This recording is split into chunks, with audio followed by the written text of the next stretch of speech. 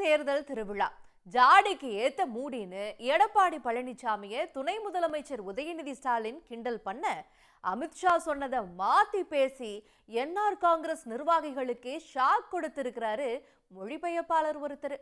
அதிமுகவோட செயலால திமுகவோட வெற்றி ரொம்ப ஈஸியா மாறிட்டதா தலைவர் ஒருத்தர் பேச, கட்சிக்கே கால் ஷீட் கொடுக்கிறதா விஜய கிண்டல் பண்ணி இருக்காரு இடதுசாரி கட்சி நிர்வாகி ஒருத்தர். இது மாதிரி இன்னும் பல சுவாரஸ்யமான தகவல்களோட இன்னைக்கு தேர்தல் திருவிழா நிகழ்ச்சியை பார்க்கலாம்.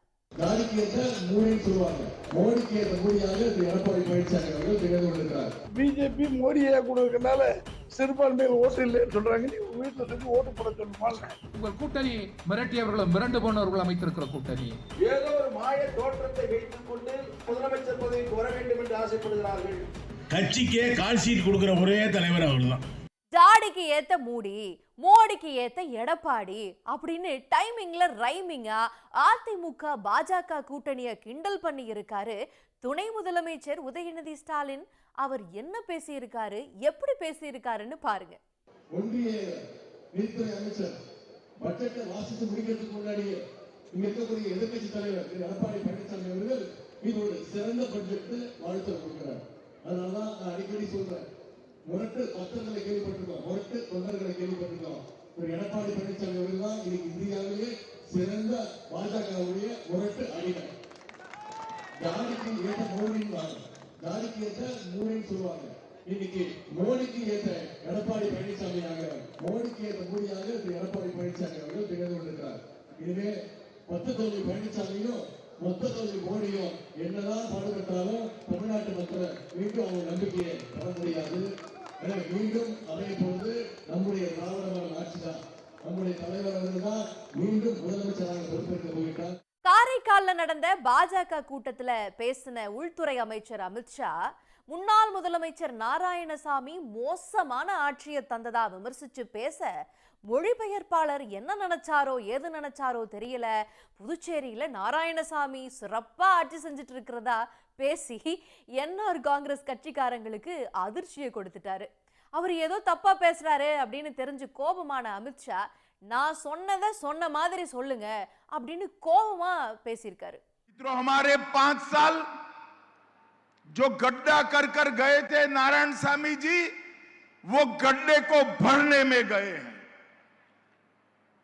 இங்கே முதலமைச்சராக இருக்கக்கூடிய திரு நாராயணசாமி அவர்கள் நமக்கு இங்கே சிறப்பாக ஆட்சியை அளித்துக் கொண்டிருக்கின்றார். रंगसामी அவர்கள் இங்கே மிக சிறப்பாக गलत बोल रहे भाई. रंगास्वामी ने नारायण सामी गड्ढा कर कर गए थे, मतलब ये सुराना समझाओ भाई. இப்பொழுது முதலமைச்சர் ரங்கசாமி அவர்கள் ஆட்சிக்கு முன்னால் இருந்த நாராயணசாமி அவர்கள் மிக மோசமான ஆட்சியை இந்த புதுச்சேரிக்கு அளித்திருக்கின்றார். இந்த நடிகர்கள் எல்லாம் படத்துல நடிகதான் கால் ஷீட் கொடுப்பாங்க. ஆனா தாவேக தலைவர் விஜயோ தன்னோட கட்சிக்கே கால் ஷீட் கொடுத்துதான் பேசிட்டு இருக்காரு அப்படின்னு கிண்டல் அடிச்சிருக்காரு மார்க்சிஸ்ட் கம்யூனிஸ்ட் கட்சியோட நிர்வாகியான மதுக்கூர் ராமலிங்கம். அவர் பிரச்சாரம் பண்ண போற வாகனம் அந்த வேணு முதல்ல வருதுங்க. முதல் நாள் எனக்கு என்னமோ அதை பார்த்தா யமன் எருமை மாடு மாதிரியே தெரியுது. அது வந்துச்சுன்னா குறைஞ்சது ஒரு ஆளையாவது க்ளோஸ் பண்ணாம போக. மதுரைக்கு வந்துச்சு 3 பேர் அவுட்டு. அதுக்கு முன்னாலேயே திண்டிவனத்திலேயே 2 பேர், உச்சகட்டமா கரூர்ல 41 பேர், நேற்று சேலத்தில் ஒருத்தர். அவர் பாவம் இங்க இருந்து பொழைக்க வந்த பையன், வந்தா பொழப்ப பார்ப்போம்னா இது எதுக்கு பார்க்க போனாரு தெரியல. அவரு முதல் நாளே வாகனம் வந்துடுச்சு. அடுத்த நாள் இவர் வர்றாரு, வந்து சொல்றாரு எல்லாரும் ஏற்கனவே ஆரம்பிச்ச கட்சியில தலைவரா இருக்காங்க, என்ன மாதிரி தனியா கட்சி ஆரம்பிச்சு 1% ஓட்டு வாங்குற தில் உங்களுக்கு இருக்கா? அவரே முடிவு பண்ணிட்டார் 1%க்கு மேல இந்த கட்சி தேராதுன்னு. சொல்றதுதான் சொல்றேன், ஜெயிக்கணும்னு சொல்லலாம்ல. 1% ஓட்டு வாங்குற தில்லு எந்த கட்சிக்காவது இருக்கா? எனக்கு தெரிஞ்சுங்க, கட்சிக்கே கால் ஷீட் கொடுக்கிற ஒரே தலைவர் அவர் தான். அதுல முஸ்லி ஆனந்த்னு ஒருத்தர் இருக்கார். அவர் பாண்டிச்சேரியில் ஒரு கவுன்சிலராக கூட ஜெயிக்க முடியாதவர். அவர் தான் கட்சி பொதுச் செயலாளர். அப்புறம் அந்த ஆதவ் அர்ச்சுனான்னு ஒருத்தர், லாட்ரி மார்ட்டினுடைய மருமகன். அவர் லாட்ரி சீட்டுக்கு பதிலாக விஜயை வச்சு ஏதாவது கொடுக்கலாமான்னு அந்த பக்கம் போயிருக்கிறாரு, பம்பர் லாட்ரி மாதிரி. அப்புறம் கடைசியா கோட்டையை பிடிக்கிறேன்னு எந்த கோட்டையை பிடிக்கிறான்னு பார்த்தா கடைசியா அந்த இத்து போன செங்கோட்டையை பிடிச்சிருக்காங்க. செங்கோட்டையில அவர் இங்க போனாரு, அங்க போனாரு. அவ்வளவு பெரிய சீனியர். ஒரு காலத்துல ஜெயலலிதாவினுடைய சுற்றுப்பயணத்தையே வழிநடத்திய செங்கோட்டையன் இப்ப புஸ்லி ஆனந்துக்கு பின்னால நின்றுகிட்டு இருக்கார்.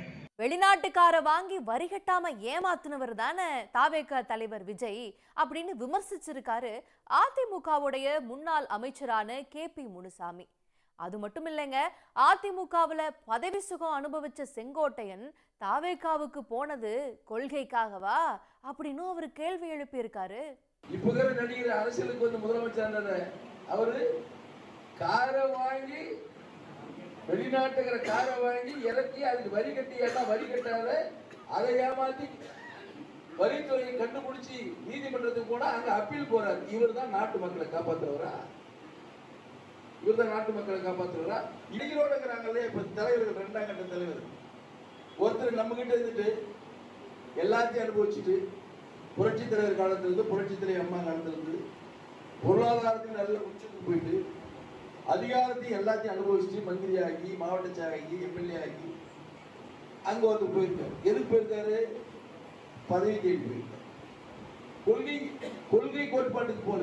3வது கூட்டம் தலையெடுக்க கூடாது. சமூகத்தில் இந்த கஷ்ட நஷ்டங்களுக்கும் தன்னை ஆட்படுத்திக் கொள்ளாமல் ஏதோ ஒரு மாய தோற்றத்தை வைத்துக் கொண்டு ஒரு மிக உயர்ந்த பதவியான முதலமைச்சர் பதவிக்கு வர வேண்டும் என்று ஆசைப்படுகிறார்கள். அவர் ரொம்ப அமைதியான மனுஷன்தான், ஆனா ஏன் அப்படி பேசினார்னு தெரியலையே அப்படின்னு நயினார் நாகேந்திரனுடைய த்ரிஷா பேச்சு தொடர்பா வருத்தப்பட்டு இருக்காங்க பாஜகவை சேர்ந்த பெண் தலைவர் ஒருத்தங்க. யார் அவங்க, என்ன சொன்னாங்கன்னு பாருங்க. திரு நயினார் நாகேந்திரன் அவர்கள் ரொம்ப அமைதியாக பண்பாக பேசக்கூடியவர். சட்டப்பேரவையில் கூட எல்லாரும் சொல்லுவாங்க, நானாவது கொஞ்சம் ஆக்ரோஷமாக அதாவது கொஞ்சம் பேசுவேன், பட் அவர் வந்து ரொம்ப ரொம்ப அமைதியாக நாகரிகமாக பேசக்கூடியவர். எதனால் செல்வி த்ரிஷா அவர்களை பற்றி அந்த மாதிரி ஒரு ரெஃபர் பண்ணாருன்னு தெரியல. எனக்கு அது கொஞ்சம் வருத்தமாக தான் இருக்குது. நிச்சயமாக என்னோட கருத்து நான் அவர்கிட்ட சொல்லுவேன். சேரக்கூடாத இடத்துல போய் அதிமுக சேர்ந்து இப்போ திமுக கூட்டணிக்கு ரொம்ப ஈஸியா வெற்றி வாய்ப்பு பெற்றுக் கொடுக்க போகுது அப்படின்னு பேசி இருக்காரு இந்திய கம்யூனிஸ்ட் கட்சியோடைய மாநில செயலாளரான வீரபாண்டியன். டெல்லியில இருந்து எந்த பந்த வீசினாலும் முதலமைச்சர் மு.க.ஸ்டாலின் சிக்ஸரா அடிச்சுக்கிட்டு இருக்கிறதாவும் அவர் தெரிவிச்சிருக்காரு. அதிமுக நண்பர்களே, இந்த ஒரு தேர்தலில் உங்கள் வாக்கையும் நீங்கள் எங்கள் கூட்டணிக்கு அளிக்க வேண்டும் என்று உங்களை கரங்கூப்பி கேட்டுக்கொள்கிறோம். நீங்கள் சேர்ந்திருக்கிற இடம் அவ்வளவு சரியல்ல. அண்ணா திராவிட முன்னேற்ற கழகம் ஒரு ஜனநாயக இயக்கம், நாங்கள் மதிக்கிறோம். அதிமுக பிஜேபியுடன் இல்லாமல் ஒரு அணி அமைத்திருந்தால் அதை வெற்றி கொள்வதற்கு கொஞ்சம் சிரமமாக கூட இருந்திருக்கும், சிரமப்படலாம். நல்ல வேலை, நீங்கள் பிஜேபியுடன் இணைந்து எங்கள் வெற்றியை எளிதாக்கி விட்டீர்கள். உங்களுக்கு ஒரு புறத்தில் வாழ்த்து சொல்ல வேண்டும். அதிமுகவின் அரசியலுக்கும் பிஜேபி அரசியலுக்கும் பொருந்துமா நான் கேட்கிறேன். அதிமுக ஒரு ஜனநாயக வடிவம், பிஜேபி அதற்கு நேர் எதிரான வடிவம்.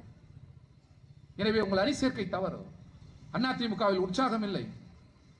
அதிமுகவில் இருக்கிற நல்ல சிந்தனையாளர்கள் இந்த சேர்க்கை சரியில்லை என்று விரும்புகிறார். எங்கள் கூட்டணி கொள்கை கூட்டணி, உங்கள் கூட்டணி மிரட்டப்பட்டதால் ஏற்பட்ட கூட்டணி, மிரட்டியவர்களும் மிரண்டு போனவர்களும் அமைத்திருக்கிற கூட்டணி. வீரபாண்டியன் சொன்ன கருத்தை ஆதரிக்கிற மாதிரியே பேசியிருக்கிற விடுதலை சிறுத்தைகள் கட்சியோடைய தலைவர் திருமாவளவன் அதிமுக கூட்டணி இன்னும் ஒரு கூட்டணியாவே உருவாகல அப்படின்னு சொன்னது மட்டும் இல்லாம திமுக தலைமையிலான கூட்டணியை எதிர்க்கிறதுக்கு தகுதியான ஒரு கூட்டணி இன்னும் அமையவே இல்லை அப்படின்னு சொல்லி இருக்காரு. மதசார்பற்ற முற்போக்கு கூட்டணி தான் ஒரு தேர்தல் கூட்டணியாக கட்டுக்கோப்பாக 2017 இருந்து தொடர்ந்து இயங்கி வருகிறது. அதிமுக தலைமையிலான கூட்டணி பல்வேறு கட்சிகளாக சிதறி அவற்றை இப்போது ஒன்று சேர்ப்பதற்கே அவர்கள் போராடும் நிலை உருவாகி இருக்கிறது. இன்னும் அதிமுக தலைமையிலான கூட்டணி ஒரு கூட்டணியாகவே வடிவம் பெறவில்லை என்பதுதான் யதார்த்தமான உண்மை. இந்நிலையில் திமுக தலைமையிலான மதசார்பற்ற முற்போக்கு கூட்டணியை எதிர்ப்பதற்கு தகுதியான ஒரு கூட்டணி இன்னும் அமையவில்லை என்பதுதான் யதார்த்தமான உண்மை. மோடிக்காக அதிமுகவுக்கெல்லாம் ஓட்டு போடாம இருந்துராதீங்க அப்படின்னு சொல்லி வாக்கு கேட்டதால ஏற்பட்ட ஷாக்ல இருந்து இன்னும் பாஜக காரங்க மீளாத நிலையில அவங்களுக்காக பரிதாபப்பட்ட அதிமுக முன்னாள் அமைச்சர் திண்டுக்கல் சீனிவாசன் தான் ஏன் அப்படி கேட்டேன்னு விளக்கத்தையும் கொடுத்திருக்கிறாரு. அதையும் பாருங்க. ஆர்ப்பாட்டம் பெண்கள் நடத்துறாங்க ஒரு கல்லூரியில், பெண்கள் கல்லூரியில். அதுக்கு ஆதரவு கொடுத்து நான் போறேன். அங்க இஸ்லாமிய பேராசிரியர் சகோதரி பேரை சொல்லி நான் இஸ்லாமிய சேர்ந்தவங்க, நீங்க எம்எல்ஏ பண்ணல ரோடு போட்டு கொடுத்தீங்க நன்றிக்குது ஏமா. அதே மாதிரி பிஜேபி மோடியை கொடுக்கறதுனால சிறுபான்மையில் ஓட்டு இல்லைன்னு சொல்றாங்க, நீ உங்க வீட்டுல சொல்லி ஓட்டு போட சொல்லுமா? இதுல என்ன தவறு சொல்லுங்க. இல்லைங்க, வெகுவா இருக்கிற நிலைய சொன்னேன். இது மாதிரியே இன்னும் நிறைய சுவாரஸ்யமான அரசியல் கண்டென்ட்களோட உங்களை தினமும் வந்து தேர்தல் திருவிழால சந்திக்கிறோம். நன்றி, வணக்கம்.